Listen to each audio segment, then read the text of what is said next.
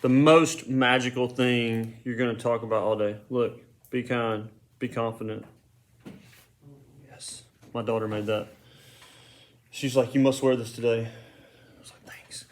So, what was I going to talk? Oh, so this morning I was looking through, maybe it was last night, I was looking through the Facebook, and somebody had posted an interesting article about COVID-19 and a new way to contact trace and a better way to detect when people are sick. And so our friends over in China, you know who you are listening to this, have decided that it's better, there's a better way to test if you're sick than what we have now. Does anybody know what it is? DeQuinte, wake up. In some, here you go, this is from Newsweek. In some asymptomatic cases or in individuals with mild symptoms, they tend to recover from the illness very quickly. It's possible that there will be no trace of virus in their throat after 3 to 5 days. What we found is that some infected patients, the coronavirus survives for a longer period of time in their digestive tract or excrement than in their respiratory tract. So the title of the article from Newsweek is COVID anal swabs for Beijing residents more accurate, says Chinese expert. Dun-na-na.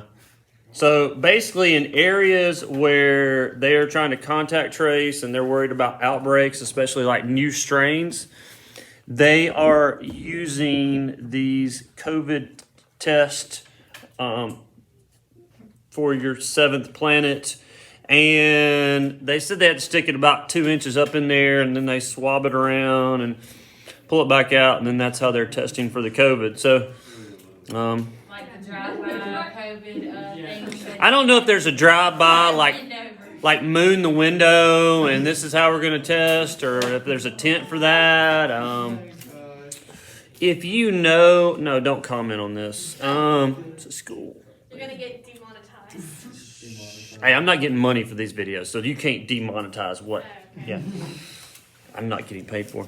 Anyway, I'm just reading the news here, so I thought that was very interesting. It does kind of make sense if you're really trying to be super accurate. I just can't imagine like who's having to do that, and can you imagine the person getting trained on that? Like the Communist Party's like, hey, we're going to need you to come in for a new training today, and this is how we're going to be getting our testing for COVID now. So you're going to be in charge of that. You quit? No, you can't ever quit. There is no quitting in Plato's Republic. Number 27. I think I'd have a hard pass on that one, but I don't know if you get a hard pass in the communist China. But anyway, who knows? 424. For AP environmental science purposes, though, we're studying on reduction of air pollutants. So we just watched a video on the air pollution in Delhi. It's a good video from Vox, VOX. You can look it up on the YouTube. And they talk about the pollution there caused by mostly poor farming practices where they're burning lots of stuff. Have y'all ever seen anyone burn a field off for farming? Like where they had a farm, like they planted a garden or something, they burn it off before they replant. Why did they do that, Colby? To get rid of everything that's on the ground. Yeah, I mean, it's clearing off the brush and old stuff off the ground. A lot of people think that it recycles the nutrients more quickly for whatever's left. And in truth, the ash is still there, so there's some nutrients. But I would say probably when you burn that off, the ash is going to, unless it rains and has like a slow rain, it's probably going to, a lot of that just blow away. Because, ash is real fine. So I don't know how much of those nutrients you're going to maintain. You're going to lose all of your carbon content. So the organic matter in your soil is very beneficial for what purpose? Make more topsoil. Yeah, it makes better topsoil. It holds moisture better. It helps to hold in nutrients better. And so, yeah, plants do get most of their carbon. They're absorbing it from the atmosphere, like in CO2 form. So that's not really, I don't think, necessary at the ground level. But the organic matter helps to keep the soil moist and rich, and it has a lot of place for organisms to grow, like earthworms and things that help to break down nutrients. So the more organic matter you have in the ground, like we think of good topsoil being like dark, rich topsoil. And so when you burn off that material continually, you're just losing all that organic matter that could be building up. So I wonder if it's, I don't know, maybe somebody wants to look this up for extra credit. I'm not enough of a rice farmer to know about this, but I wonder if you can do no-till with rice farming, or if like once you flood the fields and you have lots of leftover vegetation in those fields, if that's a problem makes it difficult to grow the rice the next go around. Maybe I should look that up. But if someone knows or wants to look it up before I do, you can either comment or you guys can bring it in for extra credit. So, number 27, method to reduce air pollutants include regulatory practices. What is a regulatory practice? Something you do regular. What's regulate mean? Regulate. Control. So what is our main regulatory practice in the U.S. for air pollutants? What is our main control? Miles, like gas mileage? That guides how much air pollution gets in the air. Cafe contributes, not the main one. Page 424 on the left side. The Clean Air Act. So the Clean Air Act is the main determining factor for what's allowed to be put in the air. There's an interesting section here on 424 of the Clean Air Act, and I wanted to highlight on this because it kind of goes into mitigation, which we talked about earlier in the year. Does anybody remember what mitigation is? It's like money? No, mitigation means to offset the cost of something. So, well, money can play a role in that, but so let's say, I'll give you, this example said back in the 90s, there was, basically the government started allowing, you could produce, like let's say you ran a power plant, Layla, you could produce and give off so much SO2, sulfur dioxide. Once you got past that point, you either had to buy sulfur dioxide credits from someone else, or you had to pay a hefty fine. So that's limiting the total amount you can produce and give off, okay? Well, let's say DeQuinte over here, he's maybe at his power plant, he's not producing as much. So in order to kind of help him offset that cost of what he's losing because he's not producing as much and to make sure that you didn't get fined big, you can produce some of his SO2 credits, okay? So it's just a way of reducing that. Now, something similar was passed or attempted during the Obama administration with carbon credits. And I don't know if have y'all heard of carbon credits? Carbon credits basically was this idea where, same thing, a power company, industry, or whatever, there were so much carbon that you could produce and give off in an effort to fight climate change, basically. And if you went over that amount, you either had to pay a hefty fine or you had to buy carbon credits from someone else. But it would be a little bit different. Let's say Layla's running her power plant, she's producing a certain amount of CO2, she's going to go past that amount. Andrew over here is running a farm management firm. And so he has lots of farms that are no longer in use. And so since he can make money from the carbon credits, he goes out and what does he do to those farms where they take in more carbon? Corn. That would just be offset. What's something that he could do to capture carbon? Plant trees. So where those old farms were that are no longer in use, they go and plant trees. So they're taking in carbon. He gets carbon credits. He sells those to Layla. It prevents you're limiting the overall amount of carbon that's released in the atmosphere. So a lot of people objected to that because of the vast bureaucracy and amount of government control that would go into something like that. And I think people in America tend to have less government, the better for most people. But that was the idea the premise behind it, to limit the overall carbon production. Okay. Another controlling factor or regulatory factor is the NAAQS on page 416. So National Ambient Air Quality Standards. Okay. So this is basically the EPA sets what is a safe limit for certain pollutants in the air. So if you lived in, let's say you guys grew up in that city, grew up in Delhi, the one we just talked about. one, you probably wouldn't be happy with the pollution situation, but you would like to know what the pollution's like and to know that at least you're trying to work towards something. So those national air quality standards basically say like it's okay to have up to a certain level, and then above that the air is unhealthy. And so it sets those standards like what's acceptable and what is above that, which could be harmful.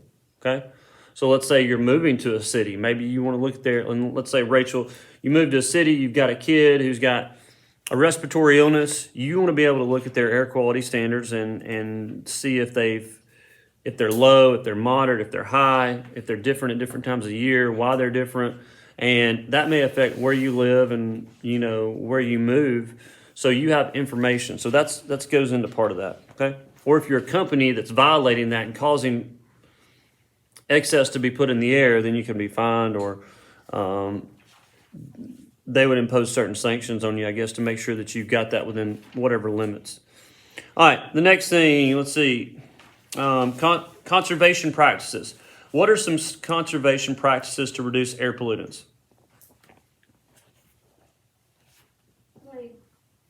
That we can do? Yeah, sure. We can do. Anybody can do. Like use public transportation. Okay, public transport. Somebody mentioned one this morning, and just off the cuff, it sounds good. They're probably better before COVID, but like carpooling. So now this isn't really a big deal for us because most of y'all probably live here close to the school and where you work. But in bigger cities like Atlanta, where a lot of people drive, mass transit is in place, but it's not everywhere it needs to be for most people.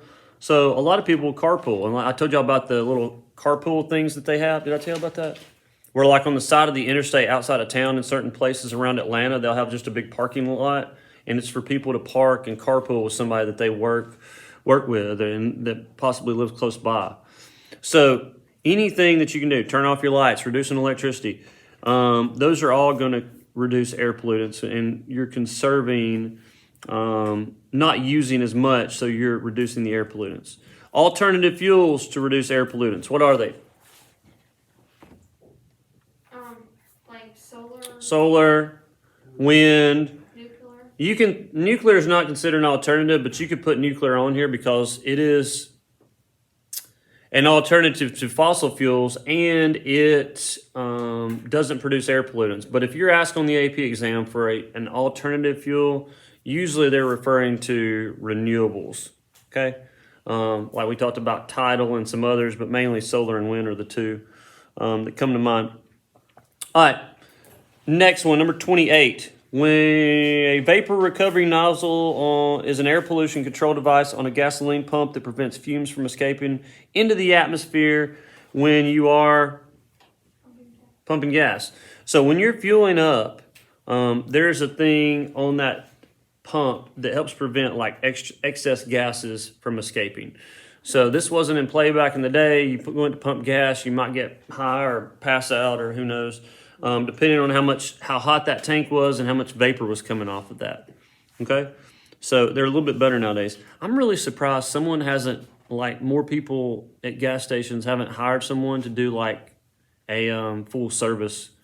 I think a lot of people would be like pay 10 cents extra just to have someone else pump their gas. What do y'all think? Yeah, that's what they have in New Jersey. Like, you don't pump your gas. Yeah. You just... Are people that lazy? Oh yeah.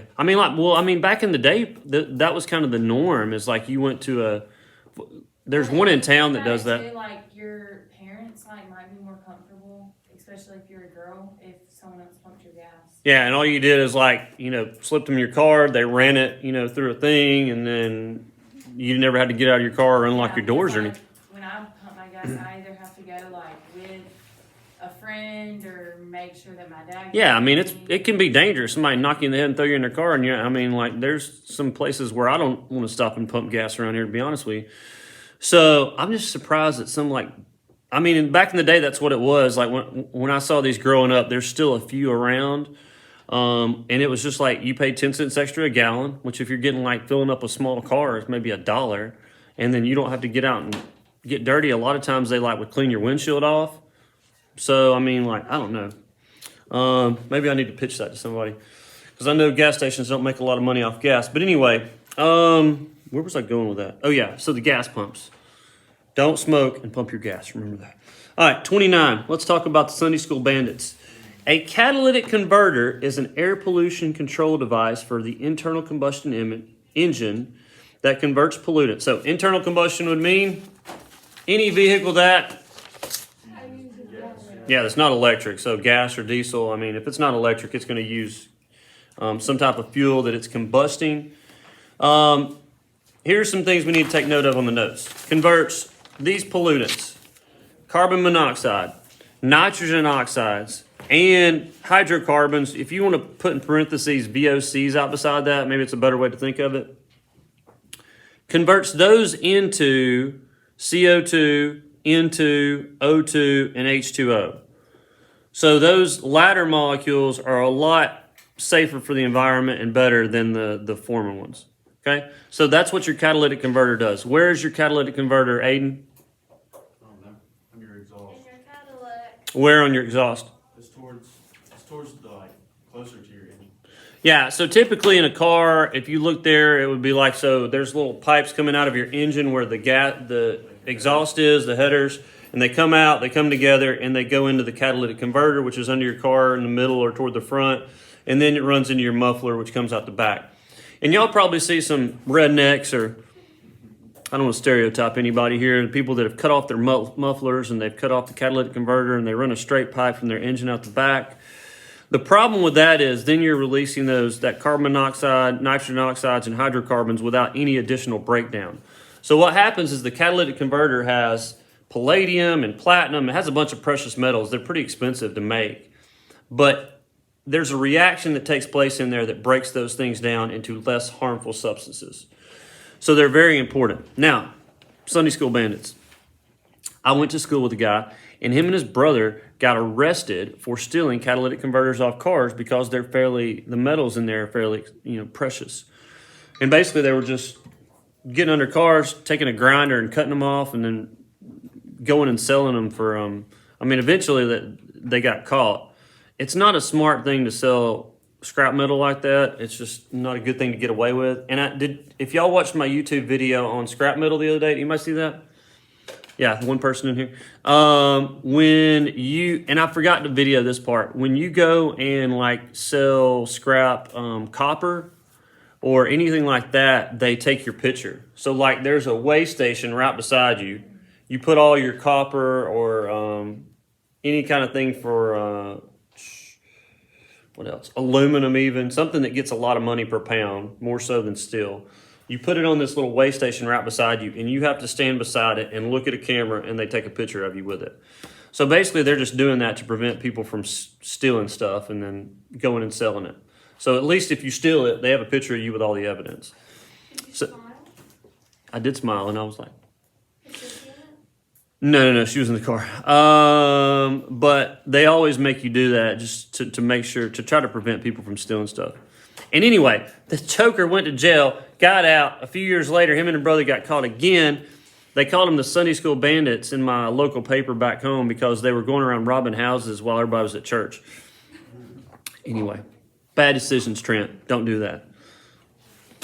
Any questions? All right. You've learned lots of things today. And you've learned about air pollution. Be safe.